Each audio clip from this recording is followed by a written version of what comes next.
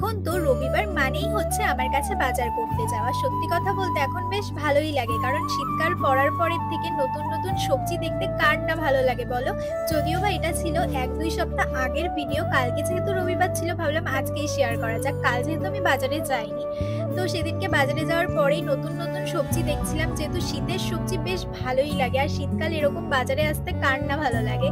তো এখান থেকে আমি বেশ কিছু সবজি নিয়ে নিই। আর তারপরে আমার দেখা হয়ে গেছিল অনেক পুরনো একটা ফ্রেন্ডের সাথে। আর ও দেখি নিমকি কিনছে। আমিও ভাবলাম তাহলে বাড়ির জন্য কিছু নিমকি নিয়ে নিই। যেহেতু সচরাচর আমি নিমকি-টিমকি নিয়ে যাই না। আর ছোটবেলার কথা মনে পড়ে গেল। কারণ ছোটবেলাতে যখন মা বাজার করে বাড়ি ফিরতো তখন এরকম নিমকি নিয়ে বাড়ি ফিরতো। তো ভাবলাম ঠিক আছে চলো আজকে মায়ের জন্য আমি নিয়ে যাই। আর মা দেখার পরে তো বেশ খুশিই হয়ে গেছিল।